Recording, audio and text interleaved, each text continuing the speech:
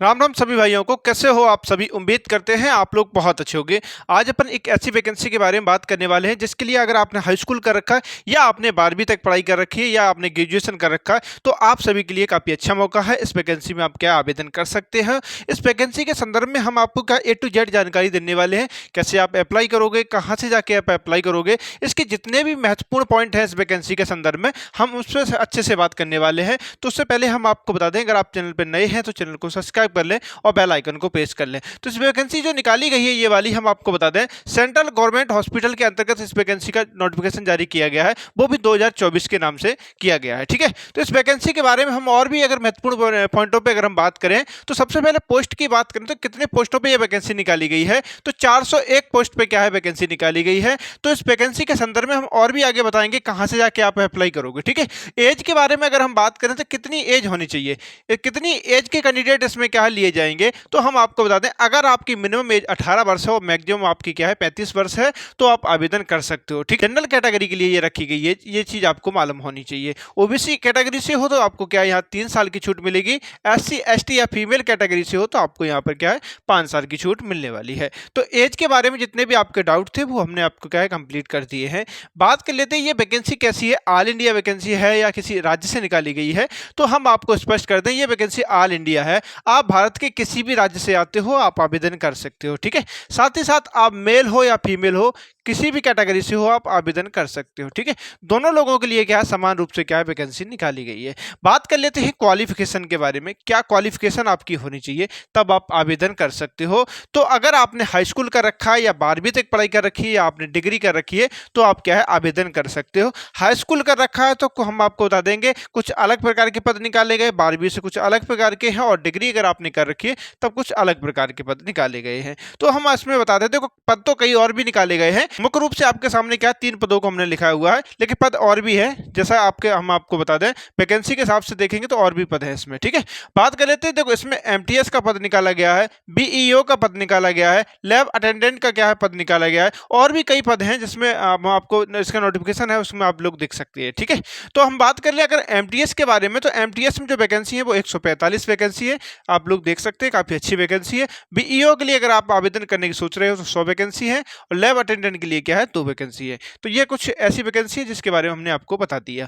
बात कर लेते हैं MTS, अगर आपने हाई स्कूल कर रखा है तो आप क्या MTS में आवेदन कर सकते हो। ठीक है, हाई स्कूल वाले आप MTS में कर सकते हैं, अगर आपने 12वीं तक पढ़ाई कर रखी तो BEO के लिए आप आवेदन कर सकते हो, ये भी आपको मालूम होना चाहिए। और अगर लैब अटेंडेंट के लिए है तो आपने क्या डिग्री कर रखी होनी चाहिए, तब ही आप क्या आवेदन कर सकते हो। तो आपको क्या है ये क्वालिफिकेशन के बारे में, पोस्ट के हिसाब से क्वालिफिकेशन क्या है ये भी चीजें यहाँ पर स्पष्ट हुई होंगी।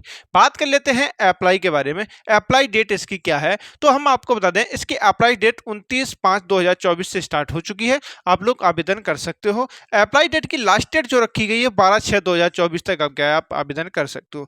इसकी क्या है साइट थोड़ा अभी प्रॉब्लम कर रही है, तो इसके साइट क्या प्रॉब्लम होने के कारण क्या इसकी हमें ऐसा लगता है कि इसकी लास्ट डेट क्या आगे बढ़ाया जाएगा, लेकिन फिर भी आप क्या करेंगे कोशिश करें जल्द से जल्द आवेदन करने के लिए। ठीक है, बात कर लेते हैं जॉब लोकेशन के बारे में, इस वैकेंसी की जॉब लोकेशन क्या है, तो हम आपको बता दें इसकी जॉब लोकेशन है दिल्ली। आप समझ सकते हो भारत के राजधानी जो है उसी से वैकेंसी निकाली गई है, दिल्ली से, तो ऑल इंडिया वैकेंसी आप आवेदन कर सकते हो। बात कर लेते हैं सैलरी के बारे में, अगर आपका सिलेक्शन होता है, अगर इन वैकेंसियों में जो दिया गया है तो इन सभी पदों पर अगर आपका सिलेक्शन होता है तो आपको कितनी सैलरी मिलेगी, किस पद पे अगर आपका सिलेक्शन होता है उसी पद की अगर हम बात करें तो देखो MTS में अगर आपका सिलेक्शन होता है तो आपको जो सैलरी मिलने वाली है 18,486 रुपये आपको क्या है मिलने वाली है, पहली सैलरी है।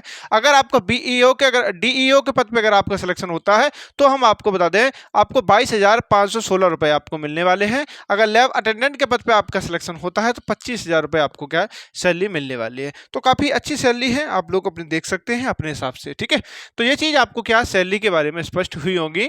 बात कर ली हमने जॉब लोकेशन के बारे में, इन जितने भी महत्वपूर्ण पॉइंट है इन सब सभी पे क्या हमने बात कर ली है। अब हम बात कर लेते हैं कि इसके लिए कौन कौन से आवश्यक दस्तावेज आपके पास होने चाहिए। तो इसके फॉर्म जो है ऑनलाइन आप माध्यम से आप क्या अप्लाई करेंगे, ये सारी चीज़ों पर अपन क्या है बात कर ली है। अब बात कर लेते हैं आवश्यक दस्तावेजों के बारे में, क्या क्या आवश्यक दस्तावेज आपके पास होने चाहिए। तो हम आपको बता दें, आपके पास मूल्यवास आपके पास होना चाहिए, ठीक है। मूल्यवास नहीं है तो आवेदन नहीं कर सकते। उसके बाद आधार कार्ड आपके पास होना चाहिए। आधार कार्ड बहुत जरूरी है, अगर नहीं है तो आप लोग क्या करेंगे, या कोई गलती है तो उसमें क्या संशोधन करा लेंगे। तो मूल्यवास आपके पास होना चाहिए, आधार कार्ड होना चाहिए, पैन कार्ड आपके पास होना चाहिए, ठीक है। अब जितनी भी वैकेंसियां आ रही हैं उसमें पैन कार्ड भी मांगा जा रहा है, तो पैन कार्ड नहीं है तो बनवा लेंगे, ठीक है। तो आधार मूल्यवास आधार कार्ड पैन कार्ड आपके पास होने चाहिए, 2 फोटो होने चाहिए पासपोर्ट साइज की, ठीक है। साथ ही साथ मोबाइल नंबर एक होना चाहिए, जिसमें क्या है आपको क्या है फॉर्म भरते समय लगा जाए नंबर लिया जाएगा, उसी पे क्या है मैसेज वगैरह आता है जब एडमिट कार्ड आता है, ठीक है। एक जीमेल आईडी आपके पास होनी चाहिए, ठीक है। ये चीज आपको क्या है होना ही होना चाहिए। ये कुछ महत्वपूर्ण डॉक्यूमेंट है, ये आपके पास होने चाहिए। आप ओबीसी एससी या एसटी कैटेगरी से आते हो तो आपके पास जाति प्रमाण पत्र भी होना चाहिए, ठीक है। तो ये भी चीज आपके पास होनी चाहिए। तो ये कुछ आवश्यक दस्तावेज थे जिनके बारे में हमने आपको बता दिया कौन कौन से होने चाहिए। तो काफी महत्वपूर्ण वैकेंसी है, तो आप लोग देख सकते हैं अपने हिसाब से। अगर आप इच्छुक हो आवेदन करने के तो आप लोग जल्द से जल्द आवेदन करेंगे, ठीक है। कहाँ से जाके आप अप्लाई करोगे, तो उसके लिए क्या हम डिस्क्रिप्शन में जाएंगे, वहां लिंक लगा देंगे, तो वहां से जाके आप क्या है अप्लाई कर सकते हो, ठीक है। तो फिलहाल ये जानकारी आपको देनी थी। तो फिलहाल ये जानकारी आपको कैसे लगी आप लोग जरूर बताएंगे। अगर आप चैनल पर नए हैं तो चैनल को सब्सक्राइब करेंगे और बेल आइकन को प्रेस करें। तो कैसा लगा वीडियो आप लोग जरूर बताएं।